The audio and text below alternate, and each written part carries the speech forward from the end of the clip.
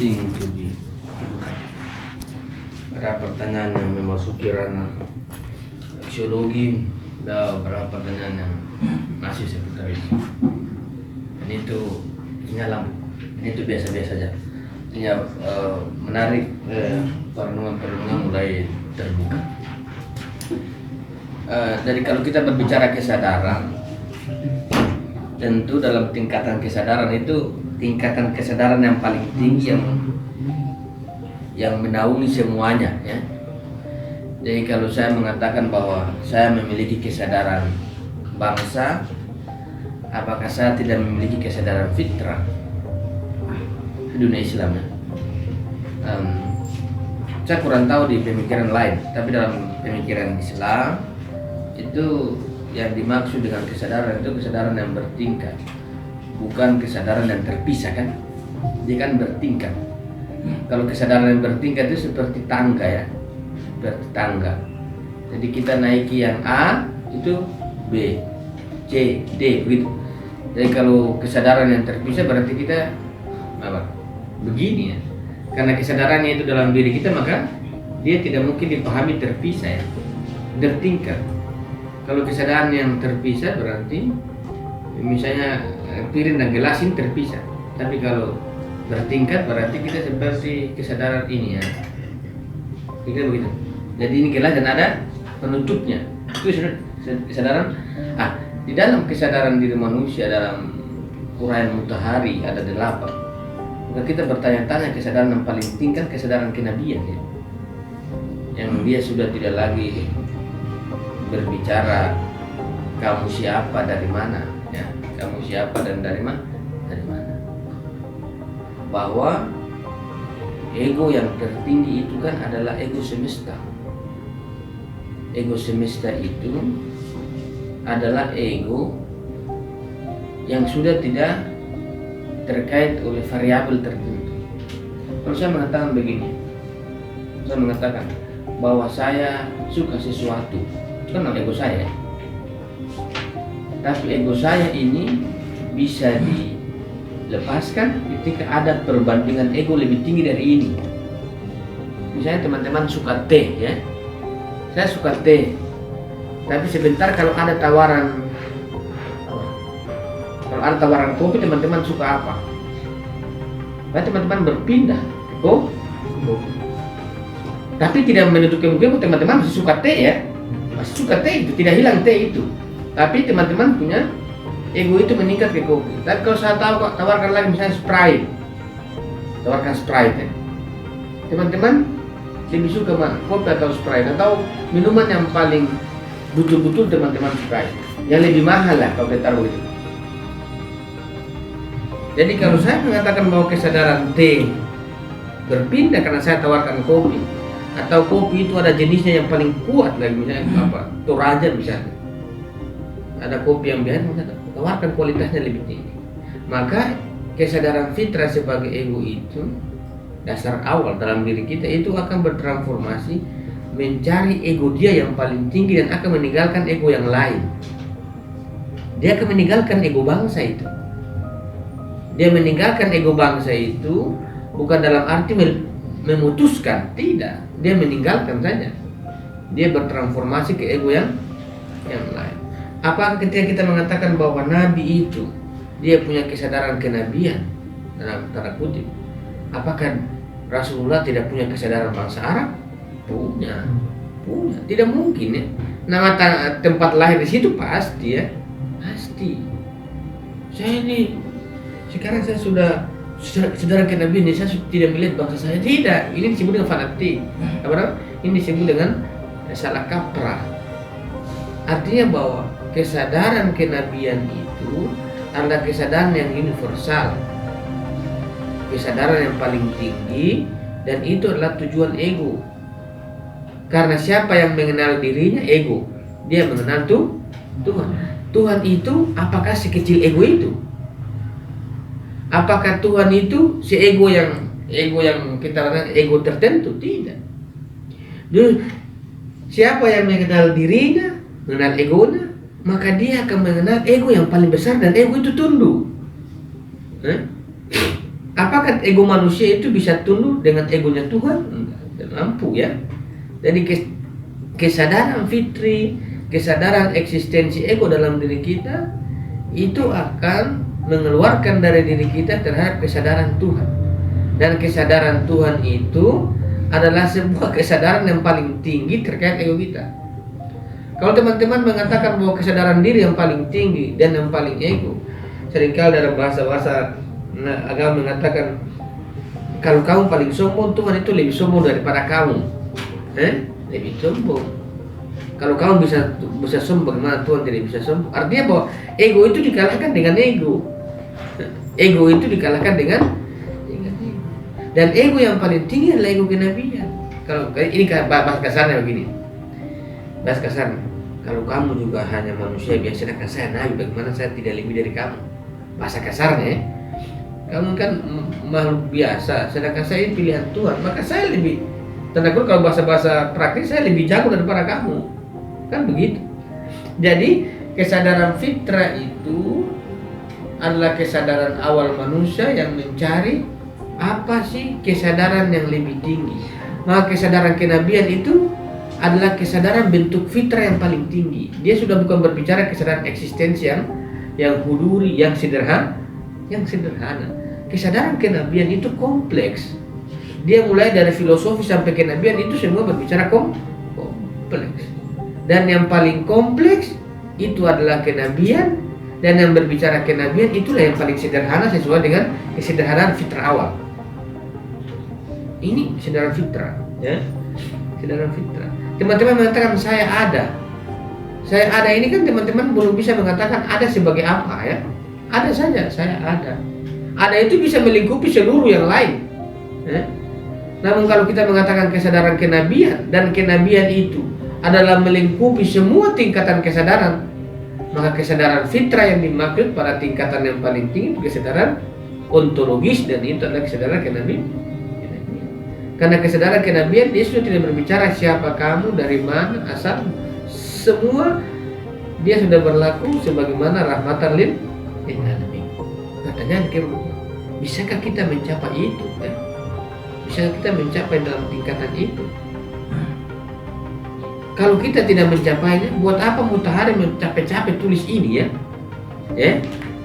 Artinya bahwa ada contoh pastinya, ada sumber yang dia acu.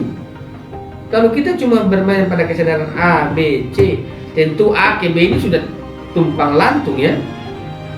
Capeknya bukan main. Apalagi sampai pada tingkatan kenabian, itu pasti usaha yang dilakukan juga sangat keras. Mulai dengan kita punya umur dan sebagainya, cuma minta hidayah saja. Kita minta hidayah. Tapi ini bukan hal yang mustahil, karena setiap kesadaran yang kita ketahui itu pasti memiliki sebuah afirmatif, sebuah mewujudat terhadap apa yang kita pikirkan, apa yang kita konsepkan. Teman-teman bisa melihat orang-orang yang ego sektoralnya tinggi, itu ada faktanya ya. Teman-teman bisa melihat orang yang ego bangsa itu jelas. Teman-teman bisa melihat orang yang ego filosofi itu ada. Teman-teman bisa melihat orang yang sufistik juga punya, ada kenyataan-kenyataan itu. Namun teman-teman melihat kesadaran kenabian ini bukan berarti bahwa orang jadi nabi ya. Tidak, kesadaran kenabian itu tingkatannya adalah kesadaran yang menyeluruh, yang tidak terkait oleh kelas tertentu, jenis tertentu, golongan tertentu. Dia itu adalah kesadaran tentang semesta. Jadi bukan, kalau jadi kesadaran kenabian harus jadi sufi dulu, daun jadi sufi. Tapi apakah kita harus menjadi sufi dalam kesadaran insani? Paling tidak pada makam kecintaan itu harus sampai pada level itu cinta ya, cinta. Tapi ini masih cinta diri ya, karena dia masih berkaitan dengan manusia. Saya masih mencintai diri, ya. Saya masih mencintai golongan saya masih mencintai sesama muslim, sesama manusia, tetapi itu masih kecintaan insani. Tidak salah ya, tidak salah daripada dia cinta keburukan. Tapi yang kita mau melihat bahwa ada kesadaran yang paling tinggi, itu kesadaran Jadi kalau ada orang sampai pada level insani, tidak mungkin kebangsaannya hilang, tidak mungkin filosofisnya hilang, tidak mungkin. Tapi kalau Indonesia teman-teman lihat, kalau orang kesadaran sufi itu kesadaran filosofinya tidak ada. Kalau Indonesia punya karakter itu lucu-lucu. Jadi kalau dia punya kesadaran sufi insani, itu dia punya kesadaran filosofi kosong. Sehingga sebentar kesadaran insaninya itu menjadi rusak karena tidak ada kesadaran filosofi. Di mana peran kesadaran filosofi pada insani?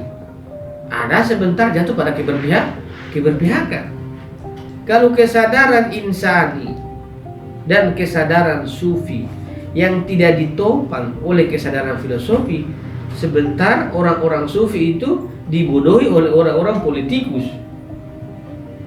Ya kan orang-orang sufi kan dia cinta hanya tabligh begitu.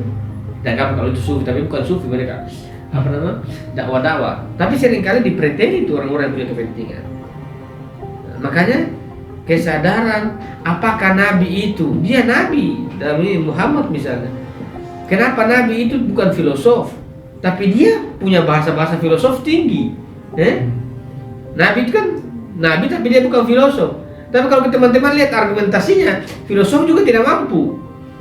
Artinya bahwa dalam tingkatan yang paling tinggi itu dia sudah melewati jenjang-jenjang di bawahnya. Maka dari fitrah menuju filosofis, menuju universal, menuju bangsa, menuju insani, sufi, ini adalah sebuah tingkatan-tingkatan kesadaran manusia. Dari satu kesadaran fitrah itu harus dikonstruksi, dihusulikan lebih tinggi, dihusulikan terus. Maka dari ego itu dia akan melepaskan egonya yang satu menuju ego yang lain, menuju terus sampai pada tingkatan kenabian. Kalau orang kemudian kita mengatakan sekarang kita pada posisi mana, teman-teman yang bisa mengukur diri ya. Teman-teman sekarang bisa mengukur saya ini di mana? Ya saya belum sampai di tingkatan ini.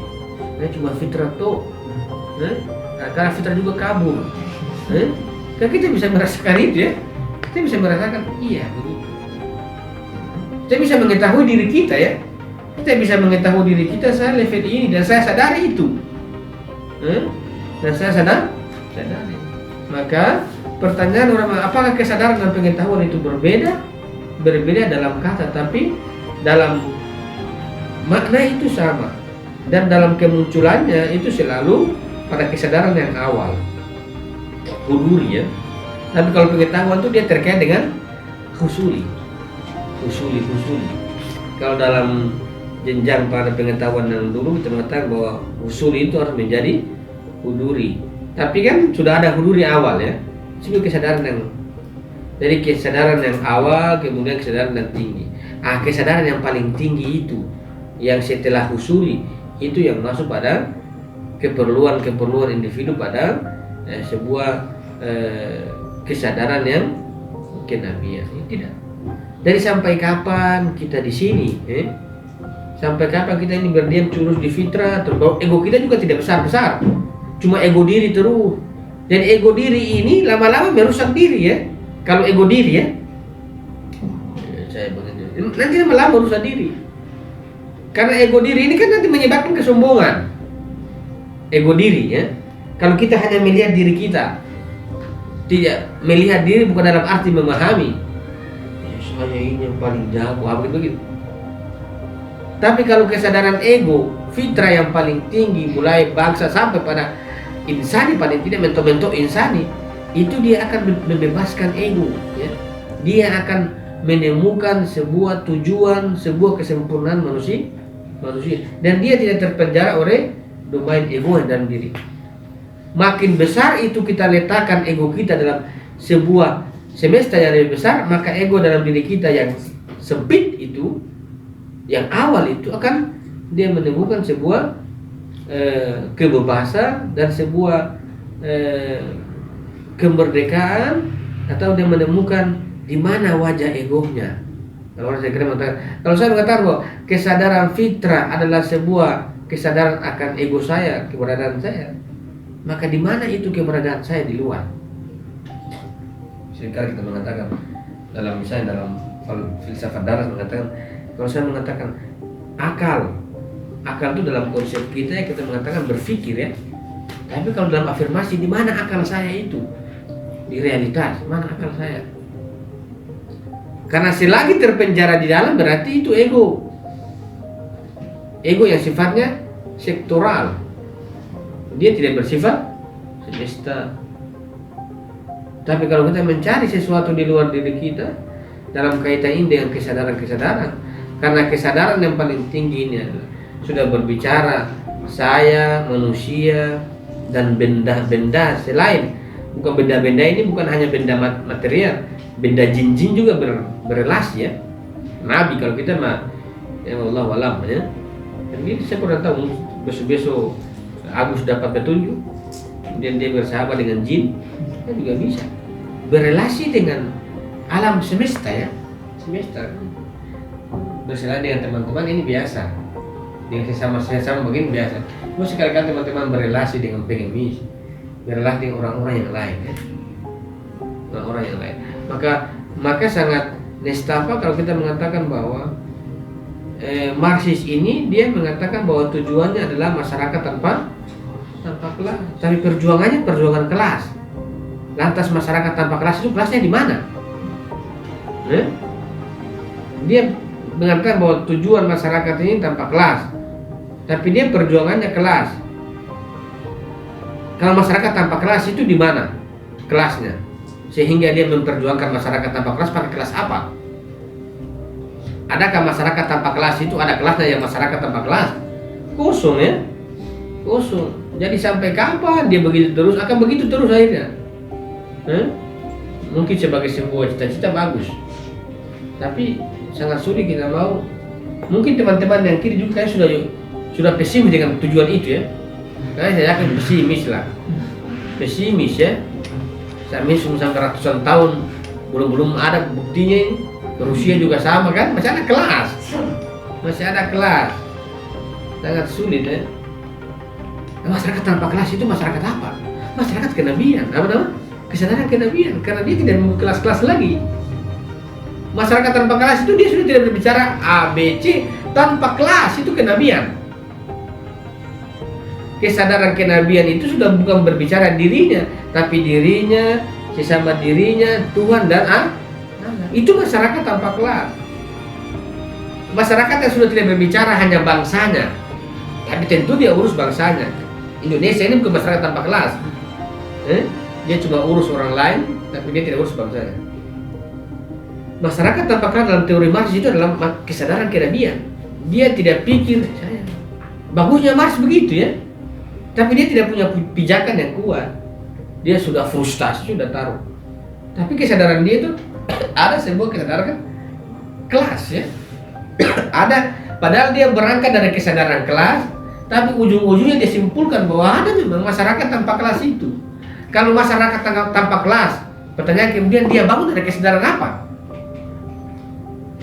Kalau masyarakat tanpa kelas itu dia bangun dari kesadaran apa? Kesadaran kelas tidak mungkin. Pasti dia bangun dari kesadaran fitrah yang saya ada saja. Kesadaran kelas. Apa nama? Kesadaran masyarakat tanpa kelas.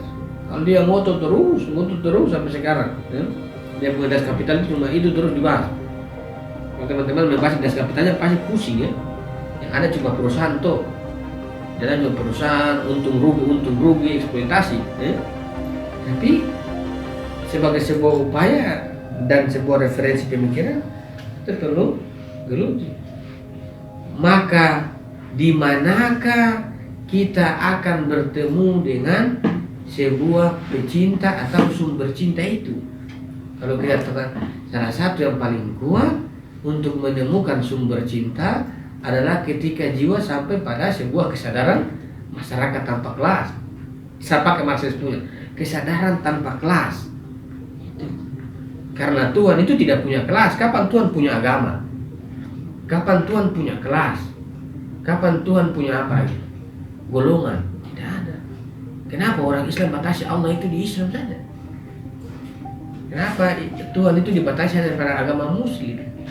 Ini sebutan, ini kesadaran kelas. Kesadaran kelas. Sedangkan Tuhan tidak punya kelas. Kalau Tuhan tidak punya kelas, lantas kalian dekati dengan kesadaran kelas. Kalian dekati dengan kesadaran yang golongan. Tidak. Dia harus keluar dari kesadaran-kesadaran semua. Dan itu adalah sebuah kesadaran kenabian. Jalan untuk sampai pada, kalau kita bahasakan, sumber cinta misalnya, atau pemilik cinta yang sebenarnya. Karena identitas dia itu tidak berkelas, maka teman-teman harus tidak berkelas. Kalau teman-teman punya kelas, dan mungkin itu transformasinya sampai pada tingkatan itu. Kalau teman-teman misalnya Indonesia, teman-teman pergi ke Amerika, tetap orang bilang Amerika, tetap orang bilang Indonesia. Tapi sampai kapanpun, harta kamu punya kesadaran kelas, tetap partikular dalam diri kita tetap diidentifikasi. Kita tidak mungkin menolak itu. Tiba-tiba teman, saya mau menjadi masyarakat kesadaran kenabian yang tidak punya identitas, tetap punya identitas. Kita mengatakan bahwa Nabi Muhammad itu kesadarannya kesadaran kenabian, tapi dia orang bilang bangsa Arab, bukan bangsa dunia kan? Ada orang bilang Nabi Muhammad adalah bangsa dunia, bangsa Arab. Kesadaran itu yang sebenarnya tidak bisa ada kelasnya. Realitas tentu berkelas ya. Realitas tentu berkelas. Tapi kesadaran kita hindari pada level kelas-kelas. Dan pada level kelas. Tapi kalau ada kelas tidak masalah. Tapi kita terus berupaya sampai pada di luar level. Salah satu di luar level kelas kita misalnya ada orang benci kalian ya. Ada orang benci kalian, benci sekali, dia hasut kalian, dia adu domba kalian. Tapi teman-teman berlaku baik sama dia, itu mampu tidak mungkin begitu. Dia sudah caci maki kita, dia sudah busuk kita begini. Tapi kalian harus berlaku baik di orang yang buruk itu. Teman-teman mampu tidak? Tuh, buat apa saya berlaku baik? Dia sudah hina saya kok. Buat apa itu? Apakah salah? Ya manusia wajar ya. Siapa suruh dia dendam saya dendam dia balik lah. Tapi kalau masyarakat kesadaran kenabian, ketika ada orang berbuat buruk sama kita dan kita berbuat buruk sama dia, sama-sama buruk namanya itu. Karena apa? Karena kita sudah tahu bahwa buruk itu tidak bisa dilakukan. Tapi kalau ada orang berbuat buruk dan kita balas keburukannya dengan keburukan kita, sama-sama buruk itu. Kalau kita punya kesadaran bahwa berbuat buruk itu tidak baik ya, lantas kenapa orang berbuat buruk sama kita? Kenapa kita harus balas dengan keburukan? Kalau kita balas orang dengan keburukan, terhadap orang yang berbuat buruk sama kita, ini kita sama dengan dia kan? Menjatuhkan derajat kemanusiaan kita pada level itu. Ini Nabi aja orang lempar pakai tai. Terima kasih. Coba. Teman-teman bayangkan itu. Teman-teman tidak mungkin membayangkan ambil perangko sibat kan? Ini kesadaran kenabian pada level itu ya. Maka tentu harus ada irisan-irisan ego itu harus lebih tinggi. Apakah ego ini kita bisa obati, kita bisa hilangkan? Kita cara menghilangkan adalah menaikkan level ego sampai pada level kesadaran kenabian. Jadi kesadaran kenabian, Nabi itu menjadi eksistensi kita. Di sini kan kesadaran A, B, C. Tidak ada disebut dengan kesadaran Tuhan, tak? Kenapa Mutahari tidak bicara kesadaran Tuhan yang ke-9? Cuma kesadaran Nabi. Kenapa dia? Siapa yang mengenal dirinya, dia mengenal Tuhan. Kenapa dia tidak letakkan bahwa Tuhan itu sebagai sebuah kesadaran dalam tingkatan manusia? Kenapa dia batasi semua pada dalam Nabi? Ujung-ujungnya cuma begitu saja. Kenapa dia tidak letakkan bahwa kesadaran Tuhan itu adalah poin ke-9? Teman-teman lebih abstrak. Kesadaran Nabi saja cukup saja di sini saja. Kalau kesadaran Tuhan itu cukup Nabi yang teroleh saja, yang lain kayaknya tidak mungkin, mustahil sudah. Mustahil, mentok ya, mentok. Kalau ada orang berbuat buruk sama kita dan kemudian kita balas dengan keburukan, teman-teman kayak saya belum masuk di taraf ini ya. istighfar lagi. Itu namanya mengetahui identifikasi kesadaran supaya kita tahu diri, ya ternyata saya masih di sini, astagfirullah. Sampai kapan saya naik-naik ya? Sampai kapan saya naik-naik? Kalau kita untuk memindahkan dari fitrah ke filosofi, tentu kita akan mengatakan bagaimana cara kita bertransformasi. Secara kesadaran tentu kita meningkatkan kesadaran kita ya. Tapi secara praktek kita harus mencari tahu siapa yang sudah sampai pada kesadaran filosofis. Supaya oh begini cara pindahnya. Oh begini juga, begini. Kalau tidak bagaimana? Teman-teman cari tahu orang minum es jeruk, teman-teman pergi cari tahu di orang minum teh. Teman-teman tidak akan rasakan bagaimana itu minum es jeruk ya. Ada orang minum es jeruk, coba ajarkan saya minum teh. Tetapi yang dirasakan adalah teh, ya, teh ya. Teman-teman mau belajar bagaimana kesadaran filosofi, teman-teman pergi cuma terus-terus di kesadaran fitrah. Saya ada, begitu terus. Terakhir baper kan? Terakhir baper. Ini kesadaran. Kan tingkatan level kesadaran itu dalam diri kita itu semua level, di dalam diri kita semua itu. Makanya kalau hadis mengatakan ada yang disebut dengan ada yang disebut dengan nabi lahir Muhammad, ada yang disebut dengan nabi batin akal. Kesadaran kenabian itu di dalam diri kita. Nabi secara lahiriah dia sudah meninggal, tapi dalam batin kita terus hidup dalam kesadaran kita. Apakah kita mencapainya apa tidak? Kalau tidak ya sudah, sangat mustahil. Kalau Nabi itu sudah mati, sudah kiamat lah. Tapi kenapa masih ada dunia ini? Masih berkaitan dengan evolusi kesadaran. Dari kenabian itu evolusi kesadaran sampai pada level itu. Oh memang saya adalah bagian dari semesta, sudah. Ini konsekuensi akan pada etika kan? Orang marah senyum, orang benci senyum terus. Tapi ada batas. Kapan tuh benci harus dibalas dengan perang? Harus ada batas. Jangan dipukul, terima kasih tambah lagi, Nabi itu. Itu bukan kesadaran. Nah, Nabi juga ada berbicara tentang kesadaran perang ya. Di titik mana? Itu pasti ada batasnya. Di titik mana? Tapi perang itu bukan berarti membunuh orang. Perang itu selamatkan dia dari keburukan. Jadi membunuh orang yang jahat itu bukan berarti bahwa menghancurkan dia, dan membunuh orang yang jahat itu adalah mengeluarkan keburukan dari dia. Akhirnya dia selamat.